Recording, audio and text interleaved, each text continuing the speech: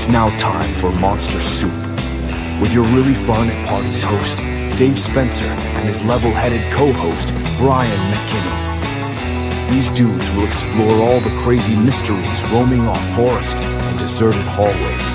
After all, monsters are real. It's Monster Soup time right now. Get it while it's hot.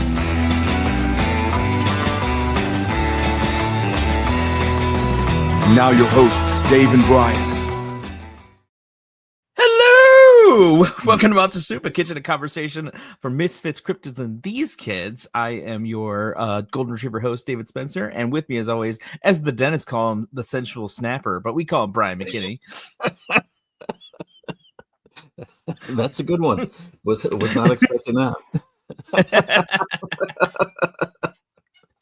Oh, man.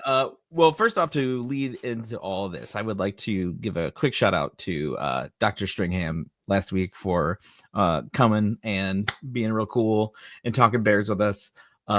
Two idiots who don't know nothing about nothing. And he was so cool, and I'm sure he had 1,000 bear stories. But I didn't want to embarrass him with our dumb I know. Have you ever seen anything scary in the woods? And he's just like, listen, I'm doing important work. Yeah, I'm trying to save the species of bear. I know. I'm doing like I'm trying to literally save something that people have documented, and you're talking about something, and I'm just like, oh. So I did not hit him with any of those questions. I was trying to keep it as professional as I could. But yeah, I really appreciate him coming on. It was really cool. But yeah, I think we did miss an opportunity because I think he had some stuff to tell. We just didn't get down deep enough yet. So maybe we'll have to have him on some other time to. Be like, it seemed like we were just getting started. Yeah, we're skimming the top. Yeah, he was funny. That was a lot of interesting stuff that I had. You figure, like I said, we see bears at the zoo. I know there's bears around, but I've never seen one in person that wasn't at the zoo. Yeah, I know that was just playing with a ball at the zoo and like water. We had what was it? Was it a polar bear at the Cleveland Zoo for like ever? Yeah, we had polar bear and like I guess it was a brown bear. I think it was like a grizzly, but it could have been a regular. I think that's what we have now. Uh-huh. Yeah, and there was those two baby cubs for a while, which I guess are full grown. I haven't been to the zoo in a while, but the wolf enclosure is really, really cool at the Cleveland Zoo because it's just like, especially when they all get all riled up and they're like, "Oh!" You're like, "Oh, that's so cool!" It was pretty crazy. Yeah, what was it last year when they escaped and the wolves were running all over the place, like during the day when people were there? I forgot about that. I forgot all about that. Oh man, yeah, it's wild out there, but yeah, those wolves are cool. We have a couple. Our zoo is pretty cool. I remember going to the thing I didn't realize about Washington D.C. was that everything is free there. Like I just forgot. I just didn't know that. And like, so if anybody out there like has kids and stuff and like just really doesn't have the budget to go all these places, like if you go to D.C., like obviously like hotels cost money and stuff like that. But if you can do like a day trip and just drive there, and then like you can do everything for free. And if you got the gumption, just do it all and then drive home. That's a gas only trip because everything in DC is free. Like you pay for it with your tax dollars. So the Smithsonian, just everything, their natural history museum is amazing. Every museum they have is amazing. First off, the Smithsonian is like 18 different museums and they're all free. They're all super cool. Actually, monuments and all that stuff, you could just walk around. That's all free. Yeah, I mean the only thing about it is it's all kind of like more spaced out than you think. But like, if you can just like hit up a couple, honestly, if you just go to the Smithsonian, if you just drive there for the Smithsonian, you'll get your money's worth. That place is just like, oh my gosh, it's right here. Like it's just like history sitting right there that you've just heard about for like ever. It's very, very cool. So if you ever get a chance, just do yourself a day trip. And I don't know where you live, but if you live somewhere near Washington D.C., that's like if it's like 8 hours around you, just like drive there and then just drink a bunch of coffee at the end of your trip and drive home. Actually, I was just talking to my friend Chris, and he said that they have this like hack for traveling that they're gonna explore. And so they want to go to Epic. What is it? Universal has Epic, and it's like this new like Harry Potter, and like they have like all these like cool new things. And basically, what they're going to do is they're basically going to take a flight in the morning, do the entire day, and then take the red eye back. And I'm just like, oh my god, that's like that takes away like all of the money that would cost to stay there. Like he's like, yeah, you go there for the thing that you went for in the first place. You don't spend any money on all the other crap. So that's like a $400 trip. And I'm just like, yeah, I think you might have just hacked vacation. Yeah, Then you at night you sleep in your bed. yeah. I have a couple of friends who go to Disney enough that they have like season passes, and they recently did. They flew down first thing in the morning, took the red eye home. They were just there for the day. All they paid for was food. The flights were like $40 each way or something. And yeah. So you just gotta find. I was like, I didn't know that was a thing. Yeah. Just find yourself like a Wednesday flight, and then like head on down there, have your day, and then come on home.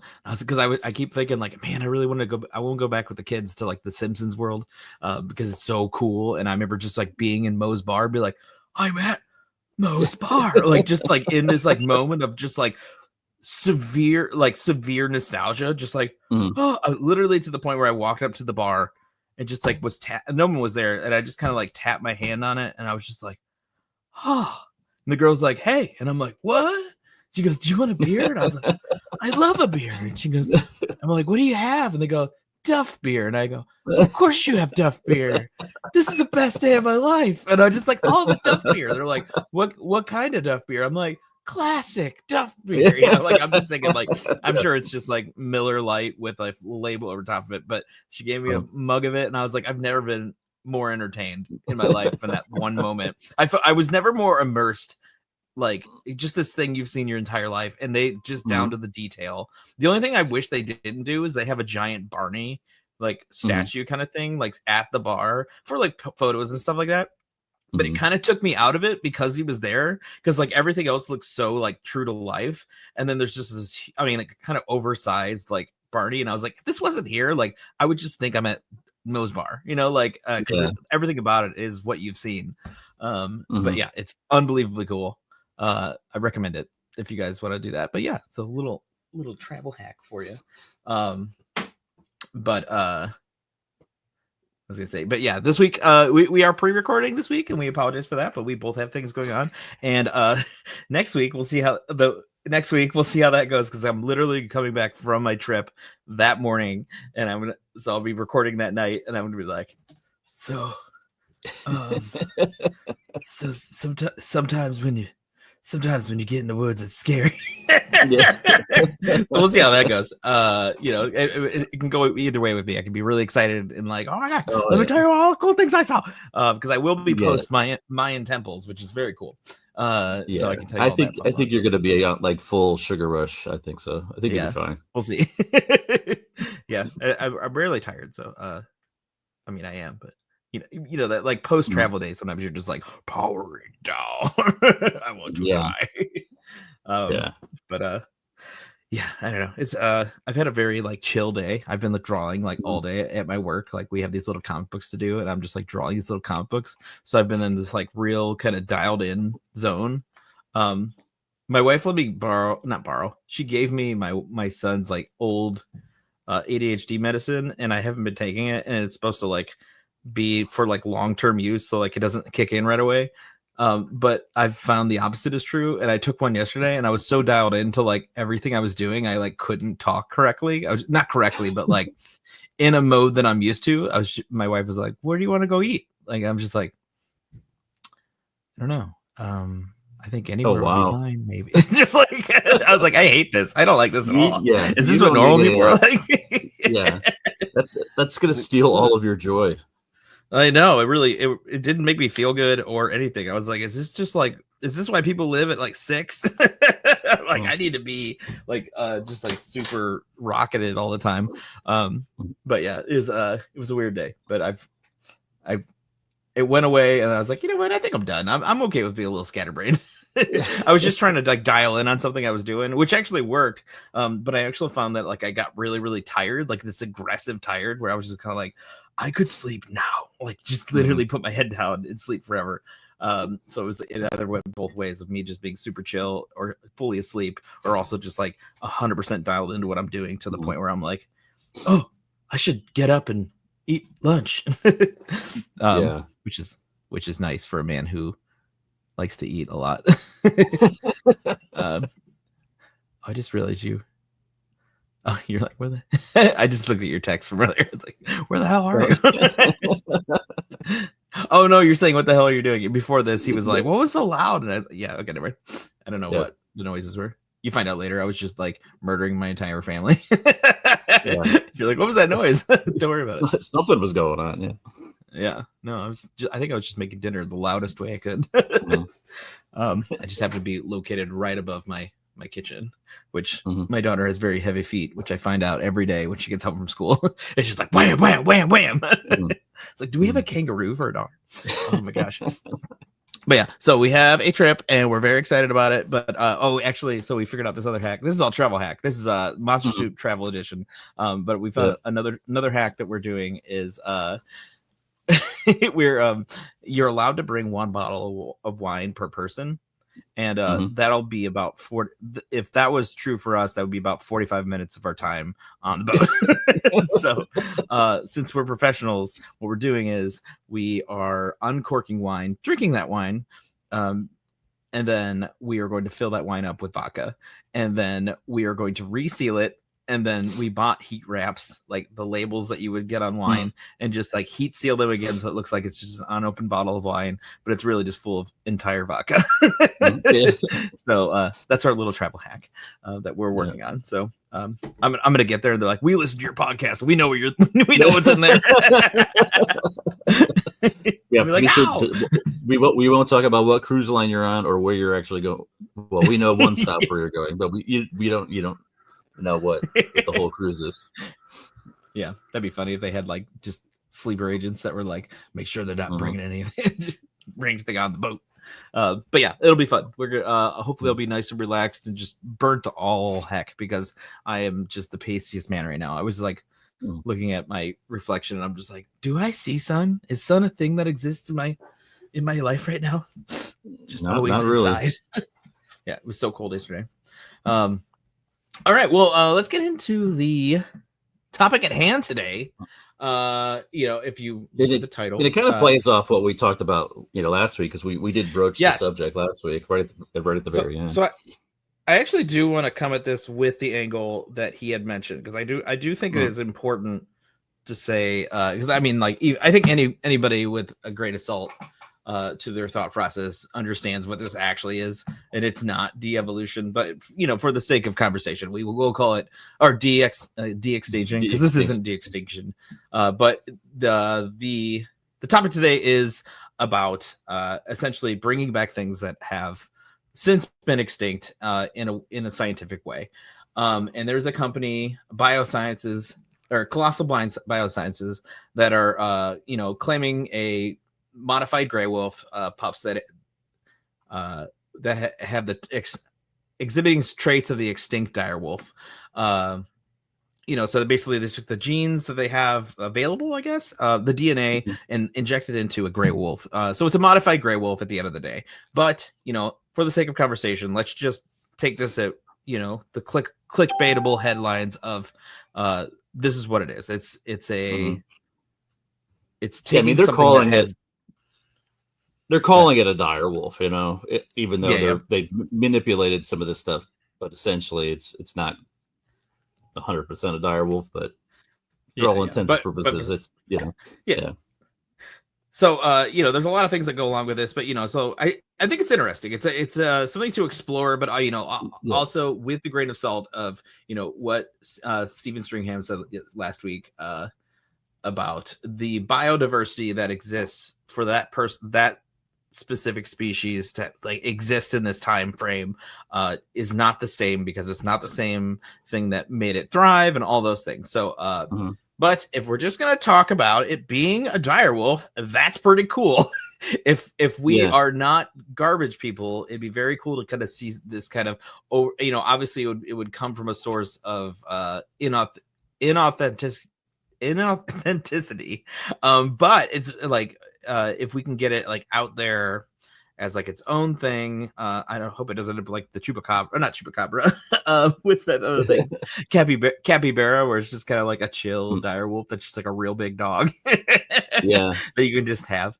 But I mean, it's so interesting, that they can create this and we can use it to kind of to study it, everything. But like you mentioned, it's not like they could produce them and release them in the wild and then they would be able to necessarily exist the way they did before, because the reason why they went, they went extinct for a reason, and whether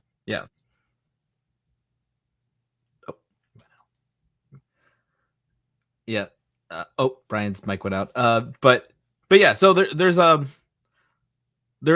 lot of things that happen in the biosphere that has to kind of exist for it to really, really come back in like a real way. What was his diet like? Where did he live? He or she? Where did they live? Like what were the things they were up to that would really, really constitute like a thriving, biodiverse, like, habitat for them, like overall. So there's a lot of things to explore with this, but if we're going to take it at face value, it is very cool to bring things back. And I think there is a thought of like, I know, like the conversation that they had back in the day with old Dolly, which was the the sheep that they cloned. I think your mic isn't on. I think if you want to switch to mic, yeah. But yeah, I think you're on your computer audio. Oh, I got you. People get so mad about that. So I just want to make sure. But yeah, with Dolly, I remember there was a whole conversation about like, hey, is this ethical to do, to clone things to make more of whatever, like playing God and stuff like that. And I mean, I'm not very religious, so I don't know how to answer that question. There is going to be a lot of conversations about, whether we should de-extinct something. If it went away, it went away. So their next step is the woolly mammoth. And that's already in, I think by 2027 is what I read, to have a they're already working on that. Yeah. So and just to go back real quick, when you were talking about Dolly, it's like, are we, I guess we're kind of splitting hairs, but is what they're doing by bringing something back the same as cloning? Cloning, you could do it and clone a person, do that kind of stuff. This is, you're not really bringing the same thing back. It's a new animal, it's a new living being, as opposed to literally cloning something. I mean, essentially you're creating something, you're playing God, but I think there is kind of a difference. You're not wrong. I mean, I think that the big problem is, I bet if they just called it something else, like, because they make new dogs all the time.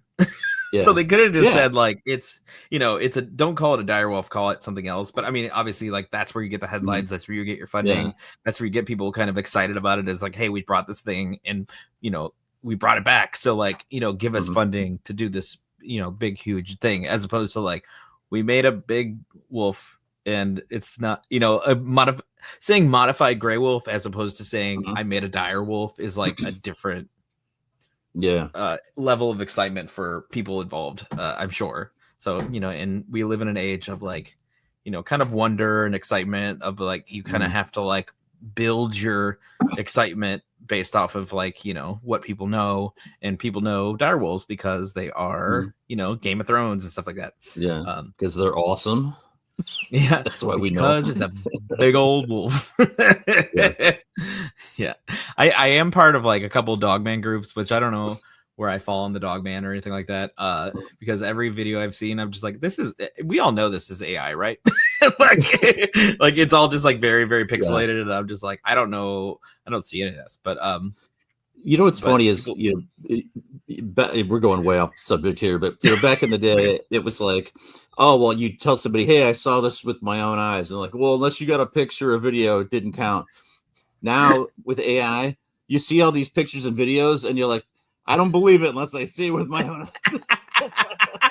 It all goes back to personal experiences. Yeah, because the video now I see videos all the time and I'm like, oh, this looks legit. And I'm like, you know what? I don't for 1 second don't believe it just because I know there's people out there making this stuff just to screw with us and others. Do you remember a couple years ago there was like this person captured like a troll or something on video? They were like, oh, it's a troll on video. And then like you found out it was just like a kid with like their underpants on their head, like walking through like the yard or whatever. And I was just like, and the moment somebody said that, I was just like, that is totally what that is. That is a child with underwear on their head.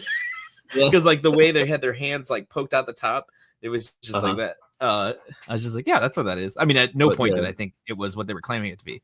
I just want to reiterate that I don't think that was real.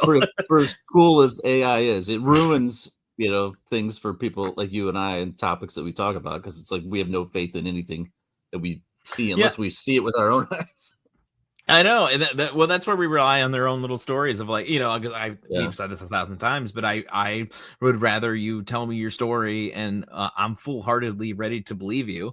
I'm ready to believe, but like all those weird things. So like, if you're gonna tell me something and you tell me the emotion around that thing, I would probably be more. We've had people show us, blobs in the forest, and I'm like, okay, I guess that's something.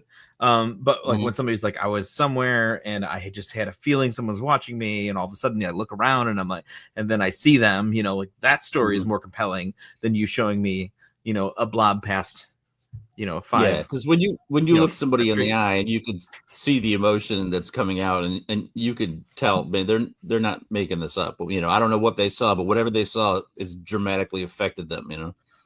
Yeah. I mean, there was a story about, I forget what it was. It's like the Mississippi bug man or something like that. I remember just hearing like a real crazy story. It was like a praying mantis looking dude, like across like the river. And the guy was just describing it, and it nothing I'd ever heard before. And somebody who was a little more common sense would probably be like, yeah, it was probably this. And I'm like, whatever, but like if somebody sees something in like broad daylight and they're like, listen, I also don't know what it is. It's very crazy, but, obviously we're way off topic. Who cares? But it's our show. We can do what we want. Talk what we want. But yeah, I mean, like, where was it going with this? I don't remember how we got here.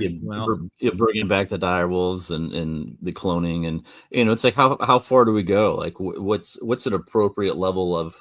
Do we do this just to study some things, or are we going to try to like repopulate the earth with these animals that went extinct, or Listen, I think how far are we going to take it? I think it might be. The only problem I see is that I feel like at a certain point, I feel like humans have like run their course, and maybe we don't need as many of us as there should be. So I feel like that's the only thing. I'm like, I feel like if things go extinct, maybe we should also do the same. But if we have this like ability to bring us all back, I'm just like, no. Just leave it all alone. I mean, with AI and everything else, we're already creating, Skynet, and things are become self-aware. We're gonna destroy ourselves that way. Yeah. What better thing to do than bring back, extinct species that could also kill us? We're just literally trying to make ourselves extinct. That's what we're doing. Yeah, we've seen all of the movies. We've seen Jurassic Park. We know how this ends. We've seen Terminator. Like, we know we are literally doing what James Cameron talked about, 40 years ago. Every movie we've ever seen, a little longer than 40 years ago, I guess. Yeah. I think about 40 years ago. Is it about 40? Wait, hold on. Yeah, I think it came out in like 84, didn't it? So be like 41 years ago. Terminator 1. Wait, which one? Jurassic Park? No, Terminator 1. Oh, Terminator. Okay. Yeah. I think you're right. Okay, yeah. I was like, Jurassic Park, I remember writing a complete ripoff, what is it? Essay in school. Like we had to write like a story essay, and I like literally just ripped off Jurassic Park, but put myself in it. It's just like it was Jurassic Park with me and my friends there instead, and all my friends died except for me. Yeah, but even Jurassic Park, didn't that come out late 80s? No, I think it was a 90s movie. That's why I was like, I'm 40, almost 45. I was like, I don't think that. Oh yeah, 93. So yeah, it's about 32 years ago. Well, with that in mind, let's talk about our list of something that we would de-evolve or de-extinct. I keep saying de-evolve, and I can't not. I think say it's us that's de-evolving. Well, I'm definitely, my words are de-evolving the longer I do this podcast. I text Brian after his show one day, and I go, "Am I getting worse at this? I just can't talk." Like at the end, I just never know how to end it, and I'm just like, "All right, bye." It's just like, I don't know. Was that good? I think that's the best part, you know. My awkward reaction at the beginning to whatever you decide to call me this week, and then the super awkward, like abrupt ending sometimes. It's just like, all right, bye, later. We should just end it in the middle of the sentence. Yeah, I mean, it's our charm that wins them over. Yeah, they're like, this is the loose podcast I listen to. I listen to a lot of tight podcasts that actually like do research and know people and experts and stuff. Every once in a blue moon, we have a guy who actually knows what he's talking about. Most of the time, it's just us and another guy we ran into, which we're gonna have my neighbor Rick on in a couple weeks. Yeah, have some fun. Well, and I think it's actually tonight. I could be wrong. I think Renee Holland is going to be on the main show on the network on Doug's podcast. Oh, really? I think today. I know. So we're gonna see her in a couple of weeks and be like, "Hey, Renee, what's the deal? You know, you're making your rounds on the Untold Radio Network, and you're skipping out on, the soup, the award-winning monster soup." Yeah, award we have ourselves. In front of the tens of people that listen to the show. You got to get the word out. I know, but I am super excited to see her in a couple of weeks to talk to her again. She's so much fun. I know, yeah, she's full of fun stories. She's I love her view on. I know a lot of people like mislabel her, and she was talking about that last time we kind of saw her talk. They always mislabel her as like the skeptic, but really she's like I just don't have the same view as you guys do on what it is. It's like different. So like people always label me skeptic, but I'm not a skeptic. I'm like I think this is something different. And I think she said it was like more spiritual what it is, as opposed to like what everybody's like, oh, it's a, this, that, and the other thing. And she's like, I think it's just things are weird out there, man. Like, I like that.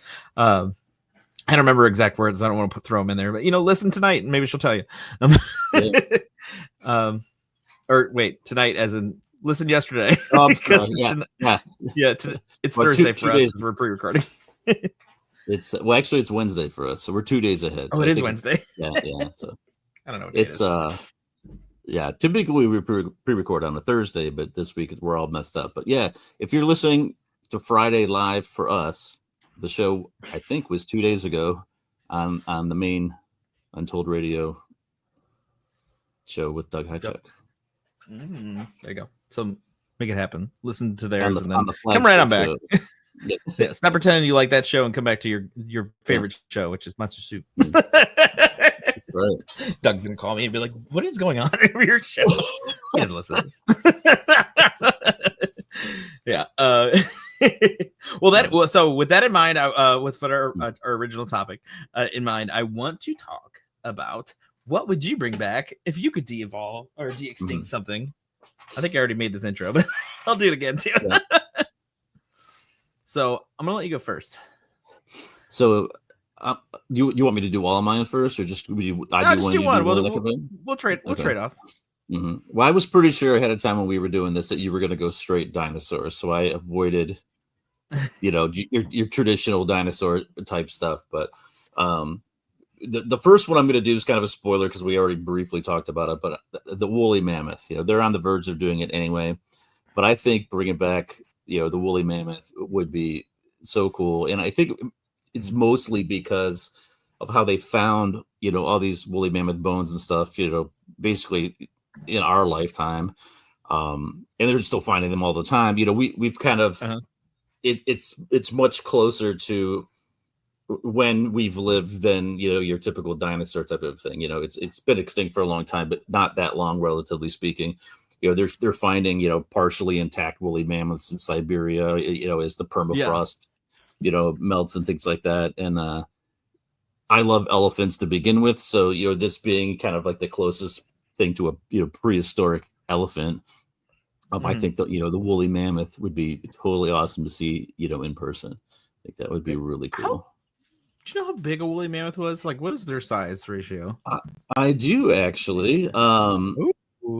It says it's roughly the same size as a modern African elephant.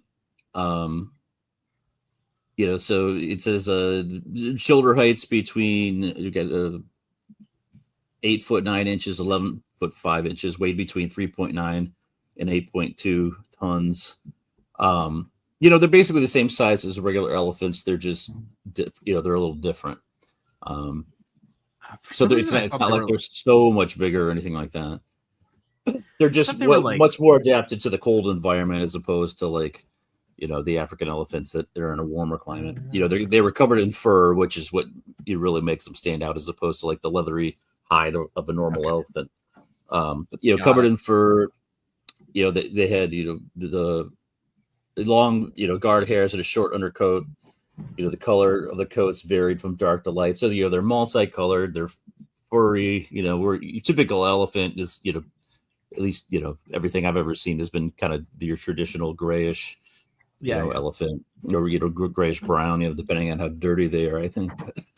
I remember my my sculpture teacher in college talked about how they got to mold what you do in sculpture a lot of the times is you can make a texture stamp, and with that you take like basically latex and you pour it over the texture, and then you can kind of let that dry and pull it away, and then you'll have that texture as something that you can use to then sculpt with if you need. And it's, by the way, if you're doing sculpture and you're stamping, it's like it basically makes a long job quick, because you go like you can basically make a little roller out of it and then just like roll that over what you're doing, and it makes a quick texture that you don't have to kind of like mess with for hours and hours and hours. You just kind of go like push it in real good, and it'll make that texture just like a stamp, like you make that texture, and but he said he got to do that with an elephant, and he was like, it was so cool because you got to just like touch this elephant, and he was like, they're so freaking soft and large too. It's just like this giant thing. Oh, my alarm went off. Okay, guys, it's trash night. But I'll forget, and then I'll be running out there like 6 a.m. like, oh my gosh. But yeah, so you get to touch this cool elephant, and it was just he was like, oh, it was the best experience of my life. And it just kind of laid there while it put the latex on, just let it dry, and he's like, they're so chill. And oh man, I just want to hang it. You ever watch them like break apart melons and stuff? It's like wild. Well, the ones I've mainly seen is hippopotamus. What is one hippopotamus? Is it hippopotami? Hippopotamus, I think. Oh, they're just called it. Okay. Then multiple hippopotamus over there. Multiple. I think you say that there's more than one hippopotamus. Okay. I just feel like it should be hippopotami. My brain wants to say that.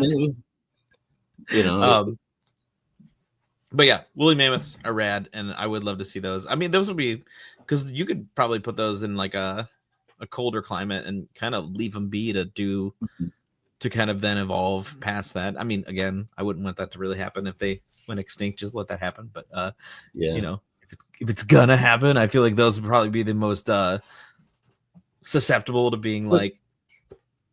Yeah, you'd think that who knows exactly, but say the woolly mammoth, kind of went extinct, with the last ice age and that kind of stuff. But outside of the ice age, you feel like you could, recreate a woolly mammoth and it would just kind of live like elephants do nowadays. Like it would totally survive now, as long as we're not like in an ice age. Yeah, like it probably could thrive nowadays. Here's another problem I have with it that I just realized all of a sudden: we're really bad at stuff, and I feel like the only thing that kind of keeps us from like being really bad at stuff as a race of being like, hey, let's not do this anymore because it's really bad for XYZ, is the opportunity to go like, hey, you're harming this.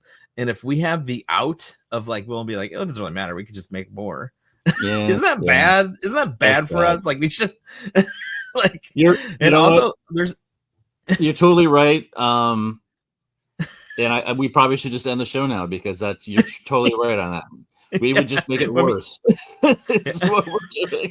I think I think we did enough front ending to go. We know this is a bad idea, so we're having fun with. It's a really bad idea. Yeah, but I need everyone to know that I'm not on the side of this because I'm immediately realizing that we're like we need that like, hey, like don't do that because of this. I mean, there's just lots of things that we don't do because things will be bad for the things that normally get kind of taken advantage of, like birds and maybe like like there'd hey, be you no can't cut these trees down for animals anymore if we could just recreate them, Yeah, like we just need one and a couple feathers and we'll be able to recreate this over here.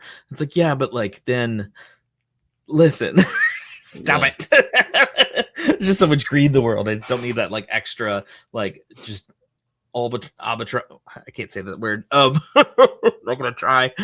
We just have that thing like hang that weight hanging on our necks of just like doing bad things and just like feeling that guilt and then be like, well, we made more money, so it's fine. It's just such a terrible way to kind of keep going forward. Like, oh, we have to like this progress machine that just keeps having to happen. Percentages have to keep going up. We have to keep being more doing more progress and making more things every year. And I'm like, no, we don't. We can just we can come back. We can come back to where we are. But yeah, without the moral conversation, wood math was pretty cool. All right. Well, so my first one is I would love if my favorite dinosaur in the whole world, the Ankylosaurus, came back for multiple reasons. First off, it's the coolest turtle that's ever existed. I don't know if it'd be constituted as a turtle, but it looks like a turtle. It's the only, as far as I know, the only dinosaur that's been found with like all of its flesh still, its flesh still intact. In 2011, they found one. I think it's in Canada somewhere. There's a dinosaur fully formed that you can go look at. You can see it even has like intestines and stuff in it that got petrified. Like everything's just kind of there and it's able to like be studied a little more. But I just think it'd be so cool to ride on one, like because I feel like they'd be like super cool with it. All the ones that I thought of, I was just like, would it be cool to ride on one? You just assume they're gonna be friendly. Oh, I'm just assuming that they're gonna just really be into it. Yeah, but like, come on, Dave, jump on my back. Let's go. I'm thinking of it in like a tortoise mode. You know how like tortoises don't really need a lot of room. They're just kind of, or they do, but like they're just kind of real chill about being around. I'm assuming that's what an Ankylosaurus is like, but it's just it's also just like a tank. I mean, this thing is just like it's got spikes all over it.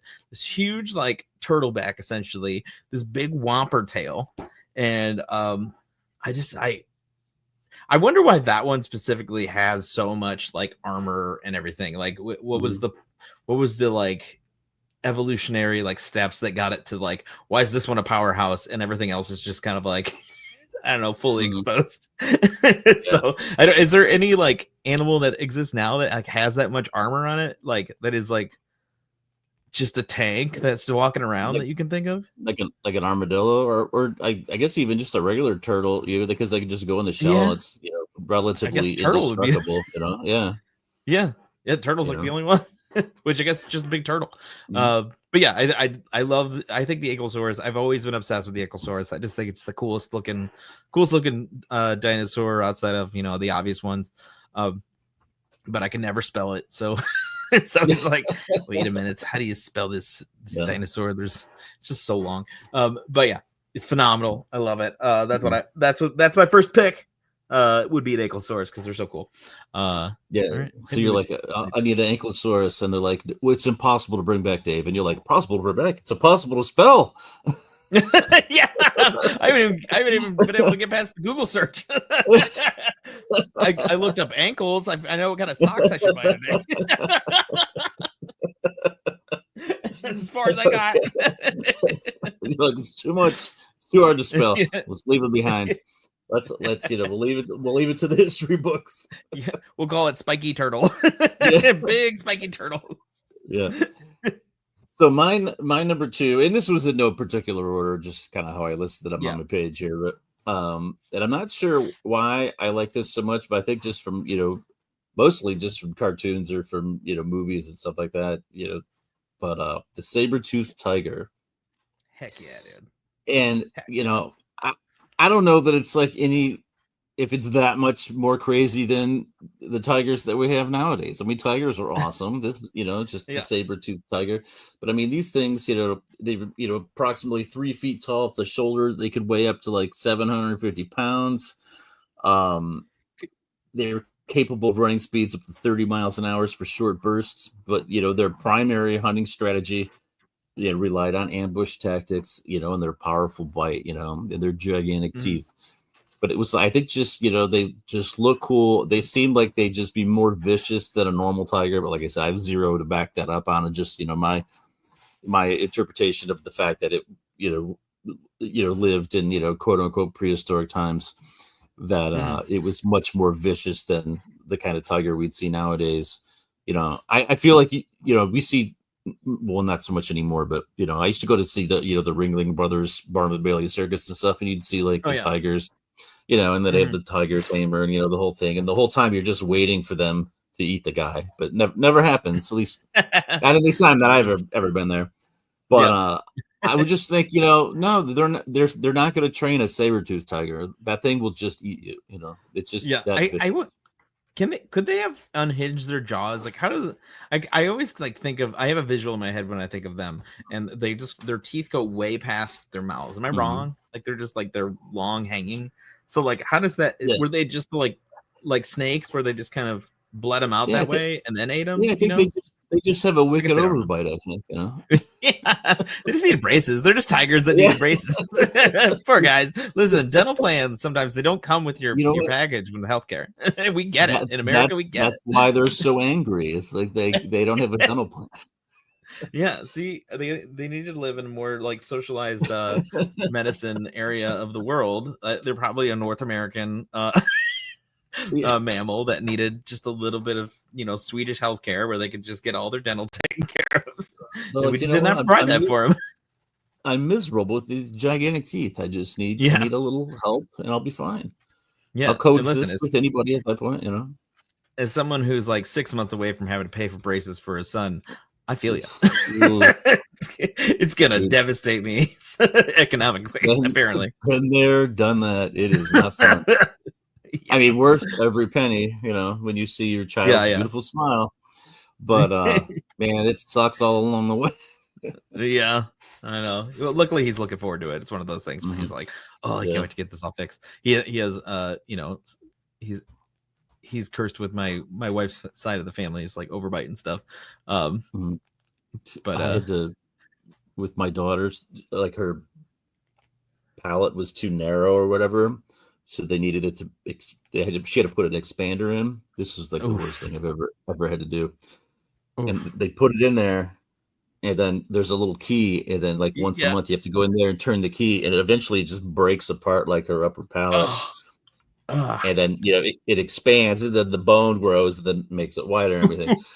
But like you're literally, I'm sticking my gigantic hand in a child's mouth trying to turn that key, because my wife was like, "I want no part of it."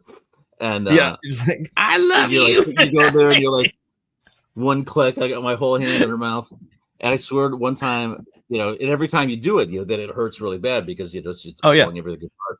And then one day I was doing it, and I wasn't sure, and I don't know if I did or not, but I felt like I accidentally clicked it twice, and it's supposed to be like once a month or something.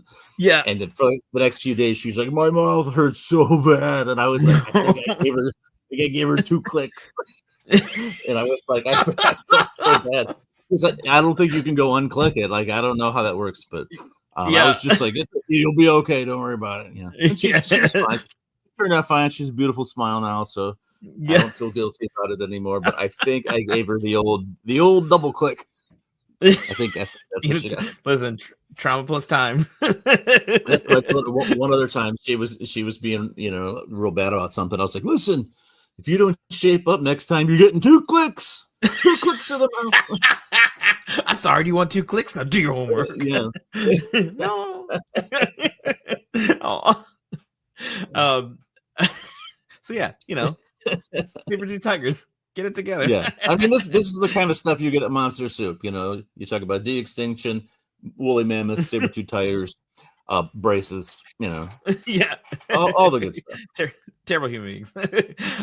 Okay, so weighing or coming in at 40 feet tall. You know, he's the king. You know him, not Elvis. No. We're talking about King of the Dinosaurs. That's the right, original the Tyrannosaurus Rex. Yeah, I'm saying this would be a great opportunity to maybe thin the population a little bit. I feel like there's a level of like we should be a little scared of nature in a way that's maybe aggressive. And I think that we find out there's a Tyrannosaurus Rex on the 405. I think you're not going to work that day. Yeah. And maybe we need a little bit of that, like, you know what, things are kind of scary sometimes. And maybe we don't build, you know, an industrial parkway every 9 feet and have a house every, you know, maybe we need a little bit of hey, let's just let them be alone and like take over. Actually, that was my least favorite part about the movie Jurassic Park Dominion, because that movie ended up being stupid because they made it about bugs for some reason. You're like, surely it's about dinosaurs. No, it's about bugs. And you're like, why? But at the beginning of the movie, they had this whole like dinosaurs were coming into the world and started like the very, very beginning of it was like they had to shut down a construction site because there was a giant brontosaurus there, and they're like, well, we have to stop work right now. It's like annoying and like just seem what is it, like a stegosaurus just like on the highway and just walking across in cars just like whatever. And I was like, oh, this movie's gonna be awesome, like just a world like living alongside dinosaurs, like that's just so cool. And then they just went back to some park that had bugs. Like, this is stupid. Yeah, I didn't see that one. I kind of you skip it. It's not good. But at the same time, how cool would that be to ride? Going back to my original thing, which I was only thinking about writing all of these. If you can, you do that thing where you put your hand out and they put their hand to your head, or your head, their head to your hand, and then you bond somehow, and then you can get on. I thought you were boxing one of them. I thought you were gonna box it. You're like, I put your hand out, it puts its hand out. I'm like, you have a distinct advantage. Your arms are probably twice as long as yours. Yeah. Put some little boxing gloves on him. Like, what are you gonna do? Right hook.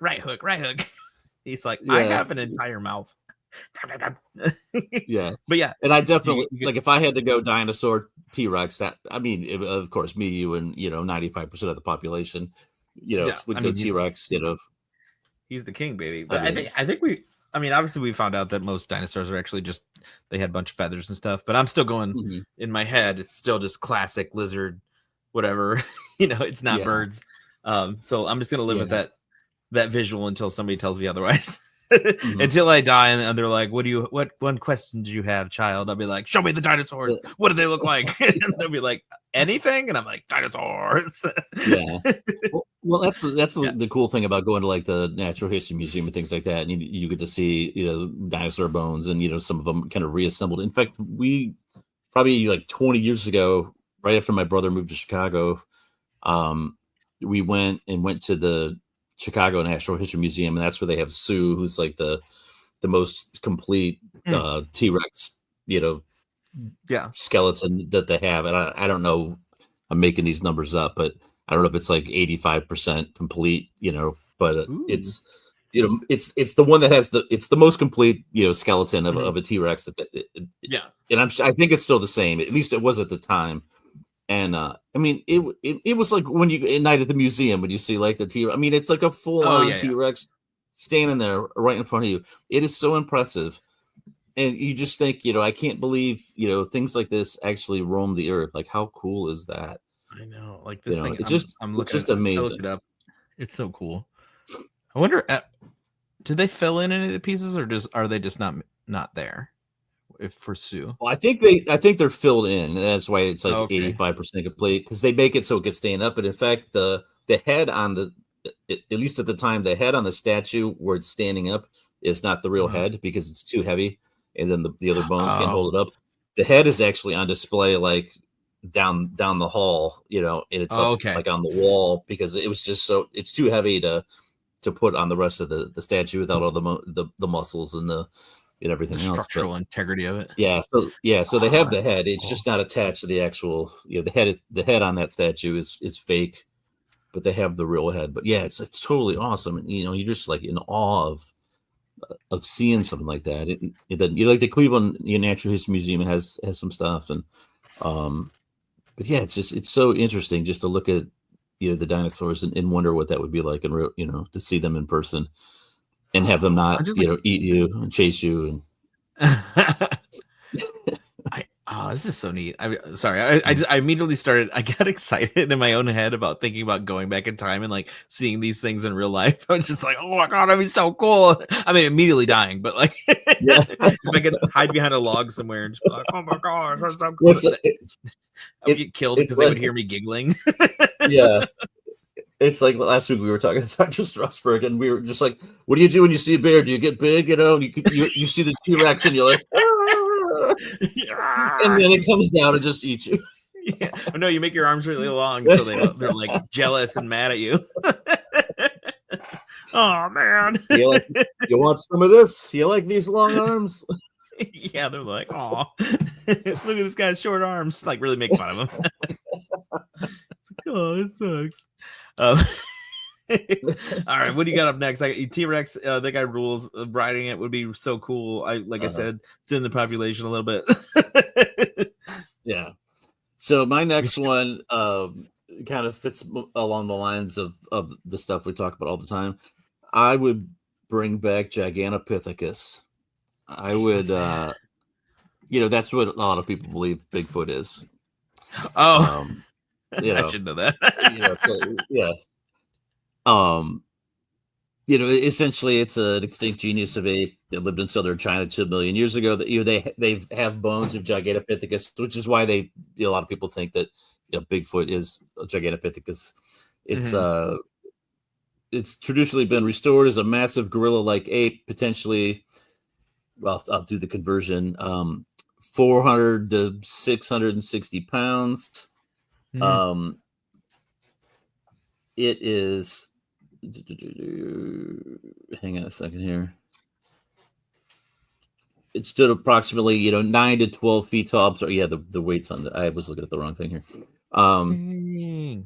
Approximately 9 to 12 feet tall. Up to 1,200 pounds.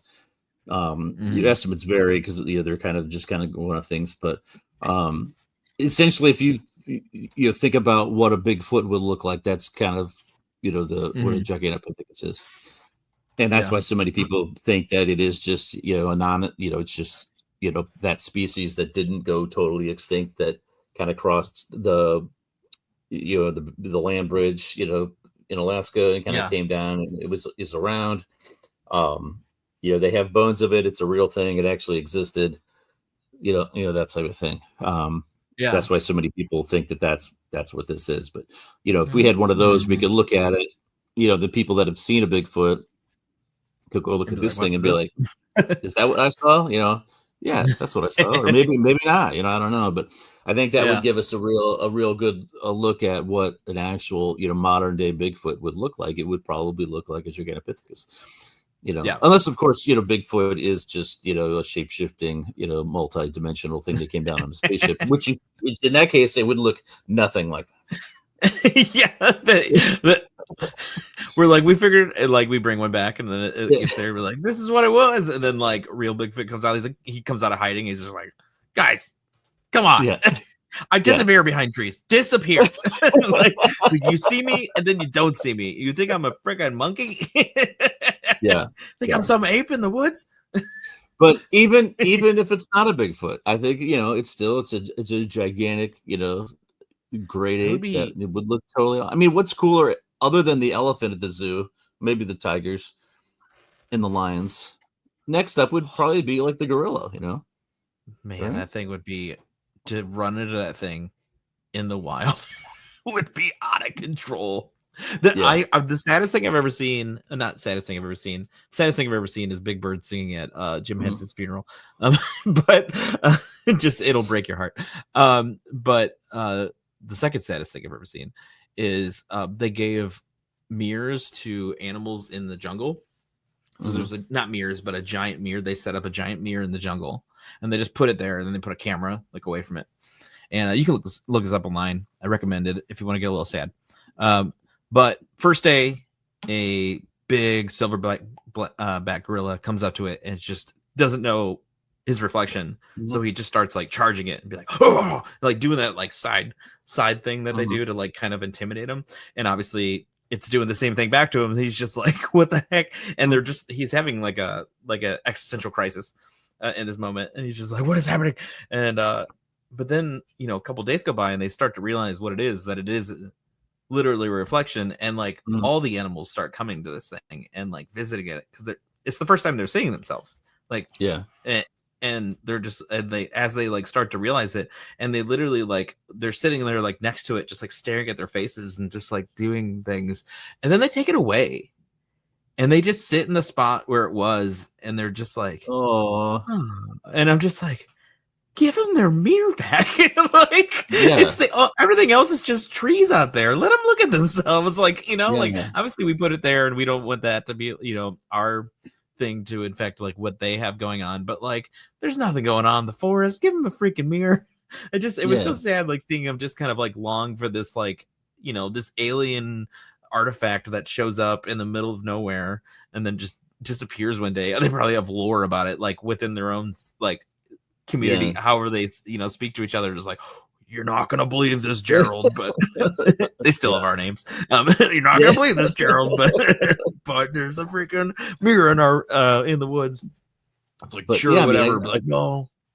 Yeah, but Gigantopithecus was, potentially up to twice the size of like a full-grown male gorilla. So I mean, they were enormous. That would be cool. So terrifying. Like, you see that thing, you're like, I'm dead, right? Like, I'm gonna die now. Yeah, like obviously it's stronger than me, it's faster than me, it can climb trees, it can pretty much do everything I can't do, and I'm just gonna sit here and get tall and put my arms up and just while he grabs you by your both hands that you put up in the air and just tosses you against a rock. I'm just gonna try to confuse it. I'm gonna tell it some jokes. I'm gonna you're gonna do some vaudeville. Be like, hey, we were two gorillas going to a bar, and you just perform what is it? Just a gigolo to him. Just a gigolo. Everywhere I go. Yeah. He's like, you do the old, hey, what is that trick? And you take off running the other way. But you mess up and you're like, there's something on your shoe, and you flick him up in the nose, make him real mad. I'd be like, hey, I got your nose. He just hates it. I think everything about this would end poorly. Yeah, every single method. You're going to run like 3 feet. What's over there? And he just already has your legs throwing you against the rock. Either way, this ends with you with your hands. He's like, your what's legs over there? Against you, as I just threw you. You're right, but hey, you're farther away from him now. Your legs are absolutely broken, but you're away from him. Just try to go what is it, predator style, and get yourself real in the dirt. Maybe he can't see you. Definitely. All right, well, my final pick for this is the lovable gentle giant that is the brontosaurus. I think as a species that not that I would want to put these dudes to work or anything like that, but I feel like they're a very docile creature. They're just kind of eating their little things and just kind of walk around. They're the most stunning of the, like, I think as far as like a silhouette and how they would look in like a skyline. They're just so specific. To see those kind of like popping around when I think of like that, like na na na na, like that's what I see is like a brontosaurus. It just kind of sitting there and kind of like slowly eating. I feel like if it was like how like dogs like to work, like they really do actually like to do, they like a little job, like you could, I feel like if they had that in their nature of like, I do like to actually do stuff, we could probably get them to like pick up stuff and like do things at their own free will. Be like, hey, you like moving rocks? And they're like, I love moving rocks, I'm so bored. They'd probably be really good at that as like little or even again like my other two picks, really cool to ride on. Yeah. Like maybe you can get like a little look out of the top, and they're just kind of like, "Ah." That'd be cool. But yeah, then you could also do that whole Fred Flintstone trick where you ride down the neck to the back and then off the tail. Off the tail, yeah. At the end of work, it's like it's a built-in ride. It use it for work. It's a pet. Yeah. And I bet if you bonded well enough with them, like if it was like a canine unit where like you guys are working together for like the whole stretch and you retire together, he'd probably let you ride on his back. Like he'd be like, he would do the thing.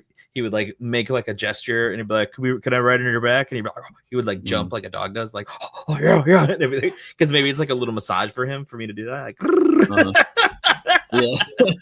Listen, I'm doing all this with the caveat that like I want them to be okay with it. Yeah. They also think it's a terrible idea. Oh man. Yeah, we bring them all back and they're like, "We got out of here for a reason. You know, we didn't want to be like, be like, we didn't go extinct. We chose to leave."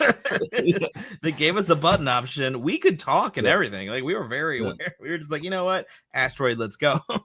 Let's do this thing. Yeah. Let's get out of here. Yeah. Friggin' okay, so that was my last pick. But I want to go back to the fact that this is a bad idea. We should never do it. It's a terrible idea. It's a terrible idea. I feel like it only gives us an out as a race. As humans aren't very good at knowing when too much is too much, which is very prevalent in the way there's people out there fighting the good fight as far as conservation goes. People like Stephen Stringham. There's people out there studying these things to make sure that people know that these things need to be protected. And I feel like the one thing that they have is like, these things are important because XYZ. And if some guy with a bunch of money can go, but we could just make more of those and no one really cares. I need that moral argument to hold weight. And just saying we can recreate it is not a fix. So I don't. It just in my brain it leads to a lot of other things. And like he had said last week, it's just like we don't have the ecosystem to set up as it was back then.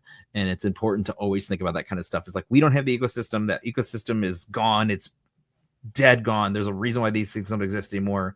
Maybe a giant wolf running around in the forest kind of thins the population that would exist as far as this food went. So maybe it wasn't sustainable. Cause something else to go extinct, Yeah. So and then they're like, "Oh no way, my food's gone." I think it's the same thing that happens with like elephants. They kind of like wreck.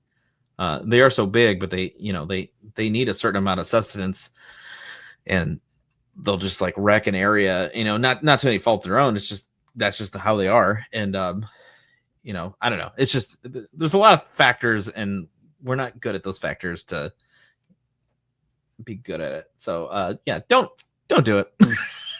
Yep. Good. The faster we can get off this old rock, the better for everyone involved.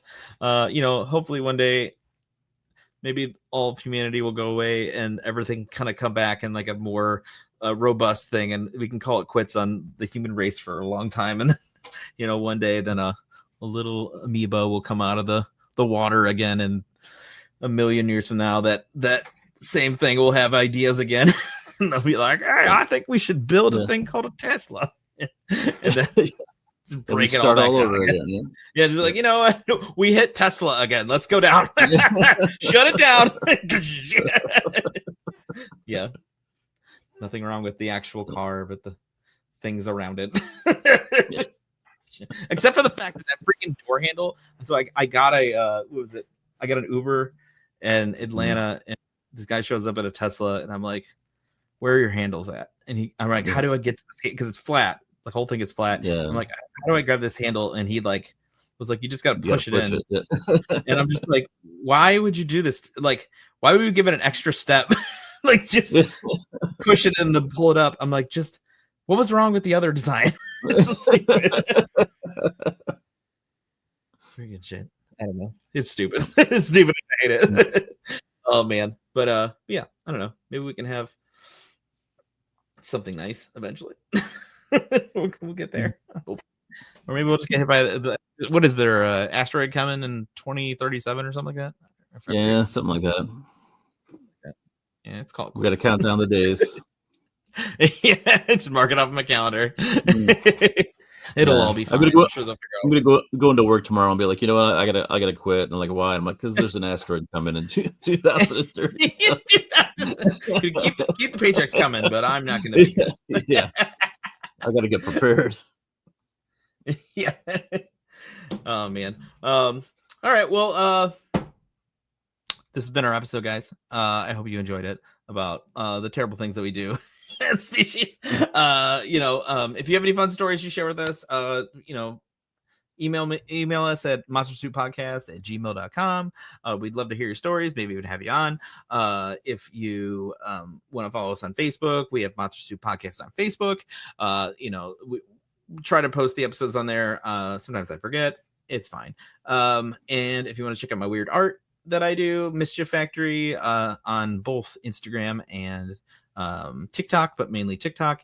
And I think that's all we got going on. And yeah.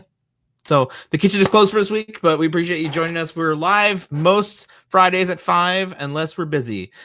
So whatever, come join us in the chat. Come hang out with us. It's Friday. It's 5. It's a good time. You got nothing else going on. Your party hasn't started. Use this as your pregame podcast before you go out and tell everybody your weird stuff. Like I just listened to these two dads talk for an hour about whatever the topic was that week. So all right. Then you Brian, take that topic to your party, Yeah, you go. So all the incorrect things I said for the last hour, you bring those to your party that you went to, your little get together at grandma's house. Be like, yeah, so Tyrannosaurus Rex was grandma's like, kill me. Takes her oxygen tank off. But yeah, so thanks for joining us. The kitchen conversation is closed, but join us every Friday at 5. We are live on the YouTubes and all the other places. So thanks for joining us. All right. See you later. See ya.